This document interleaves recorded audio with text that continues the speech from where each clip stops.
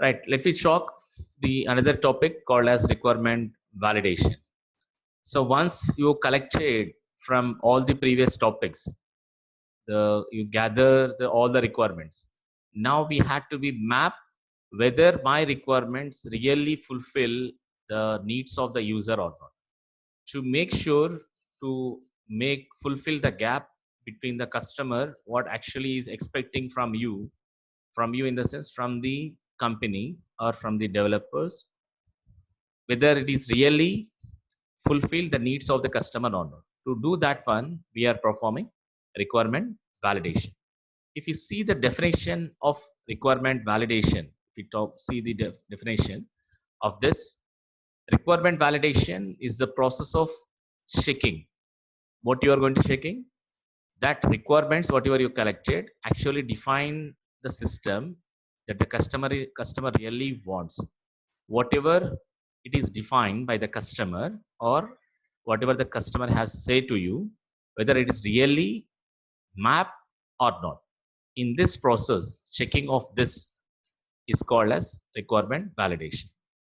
Now when you see and when you talk about the details of this, the finding of the problems with the requirements, whether it is really mapping, any overlaps are there over there, we had to be analyzed.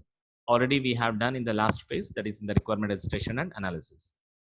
And we have to see such a way that the cost of fixing before you are making the system, it is much more when you are making or make repair or repair any design or inside or any errors in the code, it will be more. Because if you see here, the cost is when you initially, when you want to make a system change, that's so just now I have explained you an example that in the paper ad, it is a 3.1 lakh, right? When you are goes on, make some changes over there, changes in the requirement, the cost is definitely high. In the same fashion, initially, when you're making a system, is the cost is one thing. When still, if you are getting any changes in the design, any repair in the design, or any changes in the code errors, if you ask for them, once it is release the product to the customer, definitely the cost will be high. During this process of validation, the different types of checks we are going to perform. What are the different checks we are going to doing here is, the first check is validate. So validity checks, it confirm you whether the system is needed to perform certain functions or not.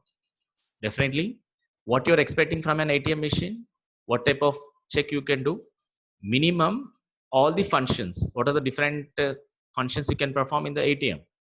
Changing of password, withdraw cash, deposit money, transferring from one ATM to another ATM, recharge, all such type of functions, whether it fulfilling the ATM machines or not. Checking certain functions, whether it is whatever it is performing, that's what the user is expecting. If all the functions is performed well, then validate checks is done. Consistent checks is nothing but there is no conflict. Conflict in the sense, whatever it is asking for you. For example, when you select an language, English, when you select on English, it has to show English only. It is doesn't shows as Hindi. When you click on the withdraw, it is not asking you to change the password, enter your new password, enter the another time, re-enter. It has to not, it should be mapped correctly. There is no inconsistency. If it is give correct way, then consistency checks is done properly. Next type of checks is completeness. Completeness is talks about all the functions, whatever with the respect to constraints is intended to the system user or not. All the functions means all the functionalities which is providing by that ATM machine is with the constraint. Constraint means what? When you only ATM card is not enough to draw the money. We require some PIN number, right? That PIN number, the constraints. Only PIN number and ATM is not sufficient to draw the money. The amount also be available. Only amount and PIN number, ATM is not sufficient. The machine has to work properly. Only machine and sort of things is not enough to draw the money. The money which is need to available in the machine also, right? So all such type of defining all it will be have available, then only the complete transaction will be done. Whether such type of completeness checks is there, if it is fulfilled or not, we have to be checked. So such type of checks will call as completeness. The next type of checks is realism checks. Realism checks in the sense, to the existing technology, what is there, it has to be ensured that whatever you are implemented, it will be supports for that.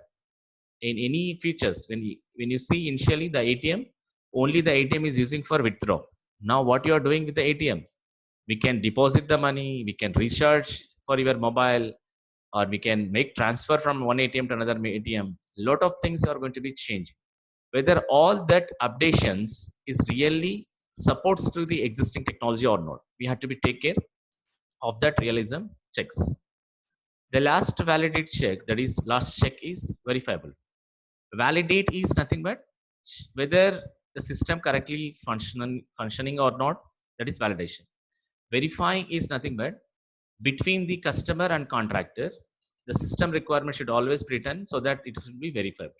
Verifiable is it's really working or not. Validating at your end you are doing.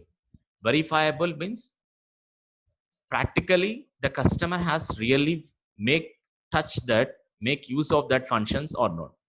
Validation can be done at the developer end, verification will be done at the customer end.